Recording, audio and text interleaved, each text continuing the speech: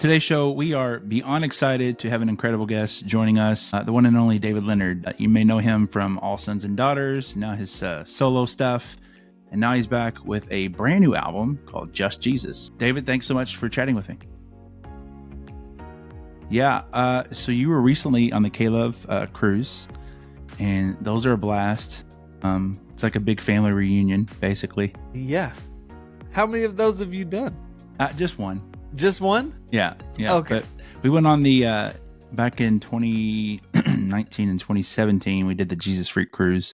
Oh, okay. And that was really fun. I wanted to do that one. I think everybody wanted to do that one. It was awesome. It was really cool. Yeah.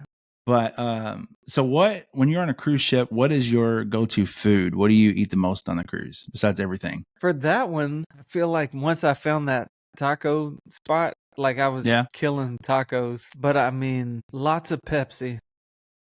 More Pepsi than I've ever had in my life. I don't even like Pepsi, but I don't either. Good grief. I needed a Coke Zero so bad. And that's mine. I love Coke Zero. Me too. But Pepsi Zero does not hit the same. Was it a Carnival? Yeah. Yeah, I'm a Royal Caribbean guy. I love. Okay. See, I've heard that. I don't want to talk bad about cruises on here, but I've heard terminology for certain cruise ships and things like that. Yeah. I didn't even know that there was that kind of. I didn't know that people ranked the cruise ships. Yeah, like I mean, that. I can, so you don't get in trouble. I could just say it. You know, Carnival's kind of like the Big Lots of cruise lines. I heard Walmart. Or Walmart. Yeah, Walmart at 3 a.m. I feel like Walmart's better. Big Lots is like way worse to me. Royal Caribbean's kind of like the Macy's. It's pretty nice. Dude. And they got the Coca-Cola freestyle machines. No. Yes, everywhere. Yep. Bro. It's like. You hear K-Love right here. We said it right here. The next cruise, Royal Caribbean. Yeah. And well, we've been on 2 Disney cruises. Those are really fun, but man, the price is ridiculous. So I bet, yeah. The customer service on a Royal is just as equal. Yeah. So, okay. But we're not here to talk about cruises. I just brought it up. No. I like the ice cream and the ice cream was nice. The lobster tails. I didn't even have any lobster on the cruise. The entire thing. I didn't even have any lobster, but I did partake in the ice cream. But my favorite is strawberry. And one day the strawberry side went down, and it was not good. There were a lot of upset people, a lot of upset Christians, not able to get their strawberry ice cream. You saw a lot of Karen and Kevin's come out. Kevin, I like that. Yeah, full force. Well, David, you just released a brand new album just a few weeks back, Just Jesus. We are big fans of it, and we love it. Why don't you tell our viewers and our listeners about this album? Man, it's been a long time coming. Worked on it for a couple years, and it was just like a really, really special project. Started like most projects do. They start in one spot, and then 2 years later, you're like, I don't even know if these songs mean the same thing as when we first started writing these things. And so to be able to kind of like take this entire journey over the last couple of years and to see the hand of God and what he has walked me and my family through and all kinds of stuff it feels like this album is a real gift on the other side of it. Some really special moments that I'm really, really proud of and just excited that it's out. Yeah. My favorite track on the album is Good Man. Come on. Do you mind telling us about that one? Man, wrote it with my good friend Chris Ekus and Jonathan Smith and Mia Fields. It is such a special song. I think I've spent, this year's going to be 20 years of being married, which is crazy. Sweet. Yeah, we just celebrated our 20th. Really? December. Yeah. Okay. It's, so but all 20 of those years, I have been trying to be a better man each year, and especially having kids and doing all this kind of stuff.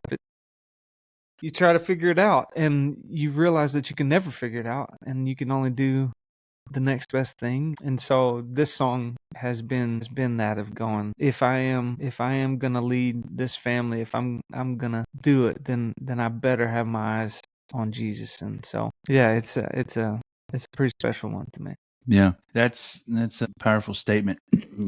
There's a lot of, and my wife and I talk about it all the time. I tell my kids, sometimes they'll complain about little bitty things, and I'm like, you don't understand how blessed you are.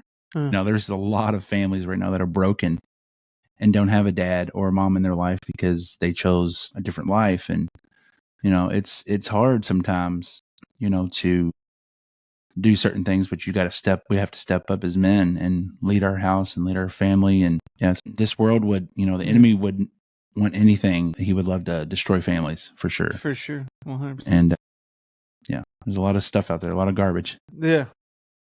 Yeah. I have partaken in it. That's the thing. It's like over and over again, I have made a ton of mistakes, and I'm thankful for a God that is patient and is merciful. And I am thankful for a wife who is gracious and merciful, Mm-hmm. and a family the same way, and friends, all of it. That's what I've been talking about a lot on the road of going, man, I think there's just so many of us that feel like that we're like unredeemable, like because of the things that we've done, or and it's just another lie that keeps us from the beautiful gift of grace. And so I think I just love going out and telling that story of how we are all partakers of this wonderful gift.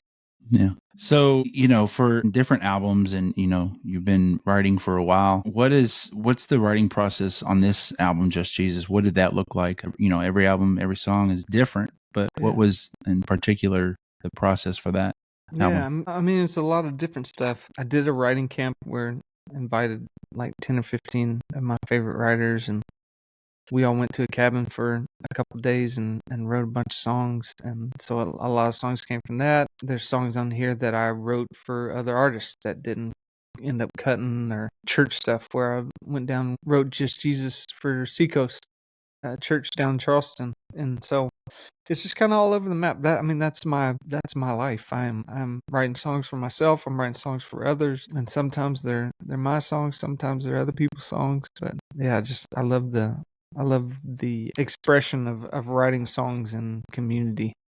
And so co-writing is such a major part of my world.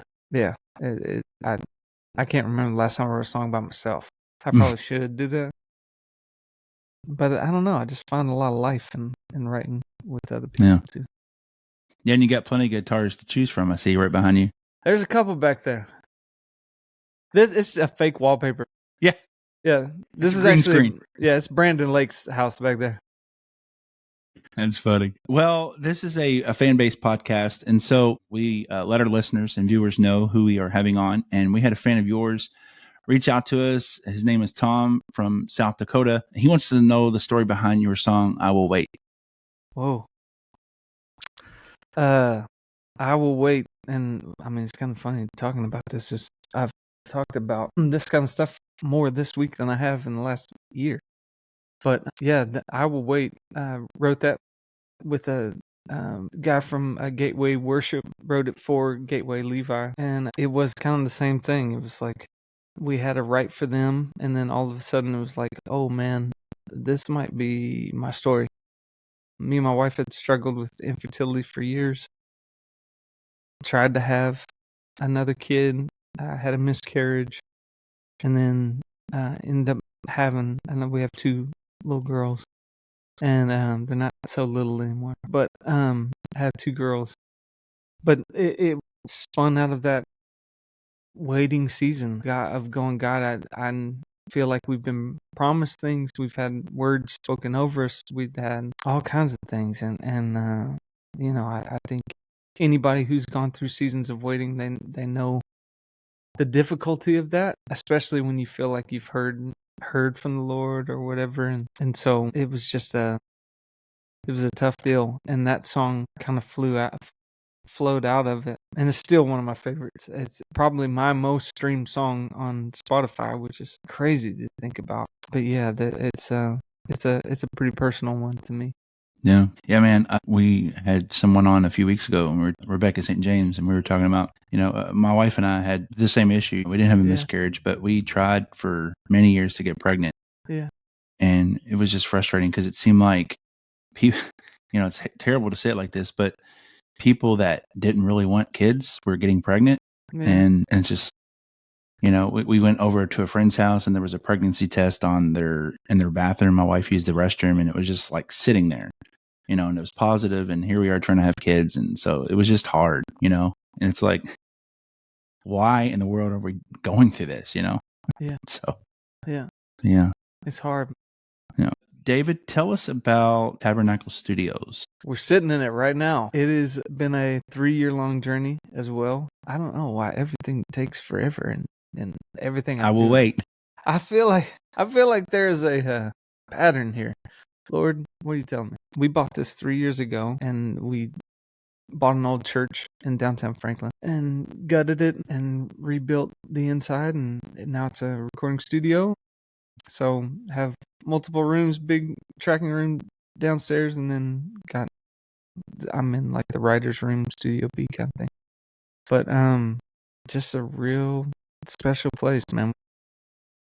We've been making records for the last 10 years in Franklin and had a little house for a while. I don't know. It's kind of been an open door policy. It's like just stop by if you're driving by. Like you never know who's going to come in. And I don't know. I just love that creating community. And so absolutely. I want a clubhouse for that, And so that's kind of what this is. It's a clubhouse for creatives. Doesn't matter where you are on the journey of this thing. So we love having the open door and inviting people in. Is that a old church pew behind you? It is. Nice. We got the church pew over here. We have the pulpit over here. The 100-pound pulpit. Yeah, I mean, all that stuff was still in here. Like when we bought it, like it was like they shut the doors and they didn't come back. Wow. Yeah. I was trying to figure out some joke. There was some joke. There's a lot of chewing gum on the bottom of that pulpit. Yeah. Well, David, with our first-time guest, we like to do a thing called favorite things. Okay. And so I'm just going to shoot out a word, a subject, and you tell me your favorite thing. What is your favorite food? Probably Italian. No, okay. Mexican. That was Mexican. It is for sure. I could eat Mexican every meal. Mexican Italian? No, that's just gross. You've never had a Mexican lasagna? Maybe. I had like Mexican. What did she call that? It's like Mexican spaghetti or something.